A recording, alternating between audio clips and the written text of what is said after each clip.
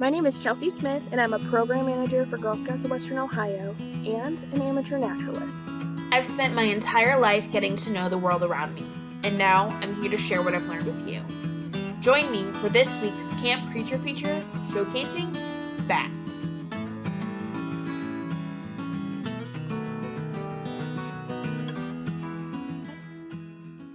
Hi everyone, today we have a super special guest here to talk to us all about bats. I hope you guys enjoy, but other than that, I'm going to let her introduce herself. Hi everyone, my name is Kristen Lear. I am a lifetime member of Girl Scouts, and I grew up in the Girl Scouts of Western Ohio Council.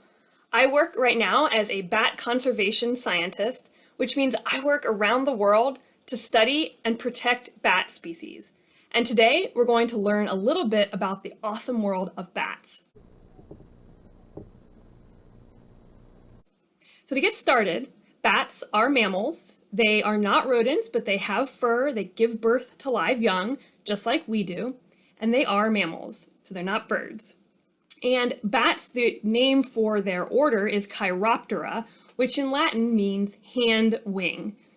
Hand wing. And we're going to see here, we have a wing of a bat, a replica.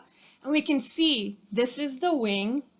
All of this forms the wing, and we can see that they have the same arm bones. They have the upper arm and the lower arm, and the same 5 fingers that we have. So this giant one here is their thumb.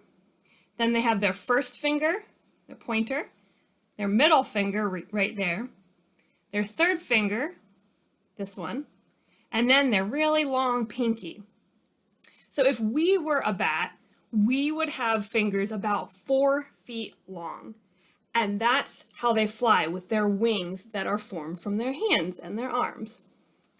So like I said, bats are mammals, and they're all over the world on every continent except Antarctica. Now, right now we know of 1,411 species of bats all over the world. So there's lots and lots of different kinds of bats. And in Ohio, there are 11 species. And I have 2 here that I'm going to share with you that are some of the most common bat species in Ohio. So we have the big brown bat, and this is a really common bat species across Ohio and a lot of the US. And when I say big brown bat, I don't mean giant. So these bats right here are about the size of your palm. And you can see the fur. So we have the fur just like we have hair. Same thing because they're mammals. They have their tail here sticking out. And then this membrane all of here is their wing, and it would open up to form their wing. And we can see their tiny little feet and their toes. So they have the same 5 toes that we have right there. And this right here up here is their thumb. So remember I showed the thumb, that was their hand wing. So this is one of the really common bats that you'll see flying around woods, or if you have bats flying around your yard, it's likely a big brown bat in Ohio. Now also, a second species that's very common in Ohio is the eastern red bat.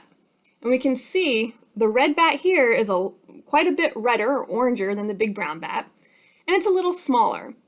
But the main thing I want you to notice is the tail. So we have the tail membranes, and look at this one. There isn't a lot of fur on it, but this tail membrane has a lot of fur. And that's because eastern red bats, instead of roosting inside caves or trees or buildings like big brown bats do, eastern red bats just hang from the tree leaves outside. So they're amid the rain and the cold and the wind, and so they have to stay really warm, which is why they have a lot more fur on their bodies than the big brown bat. It's one of their adaptations to be able to stay outside in the elements.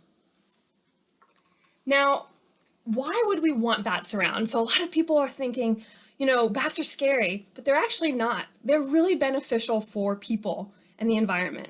So 3 of the ecosystem services that we call of the benefits that bats provide to people are insect pest control, pollination, and seed dispersal. So for insect pest control, these bats, all the bats in Ohio are insectivorous, which means they eat insects.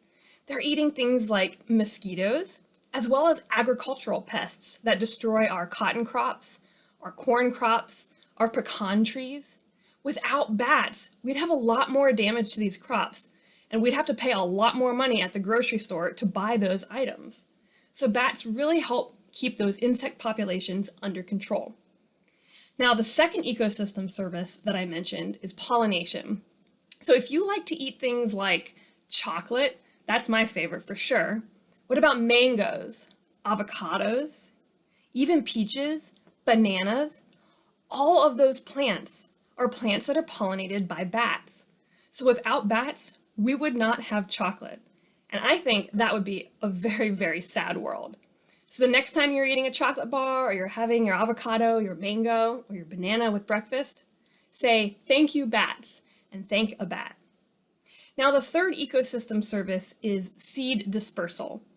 So some bats around the world eat fruit. And when they eat the fruit, they either ingest the seeds and then later poop them out, or they spit the seeds out onto the ground. And what happens with those seeds that are spit out onto the ground or pooped out? They grow into new plants.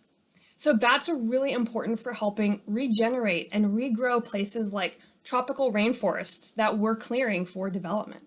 Bats help regrow those forests. And the insect pest control that I talked about earlier.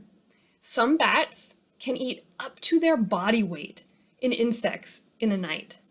That would be like us having to eat over 200 hamburgers in a single night to be like a bat. Now that's a lot of insects that they're eating. So again, we can thank a bat for helping keep those insect numbers down.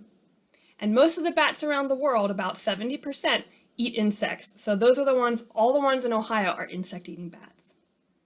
Now, I want to end by saying, if we want to have bats around, which I know I sure do, there are things that we can do to help them. We can do things like putting up a bat house, building a bat house in your yard, putting it up on your house or by the trees to provide a safe home for the bats.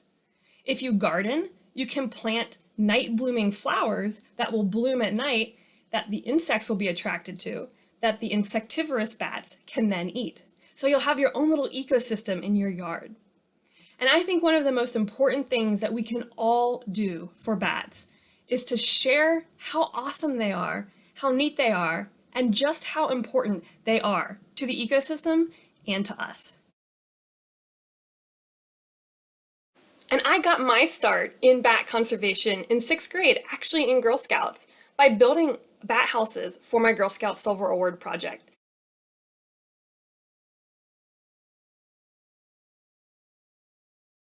So really, it never is too early to get started. Thank you guys for joining me, and if you have any bat questions, feel free to follow on social media or reach out. I'd love to chat about bats.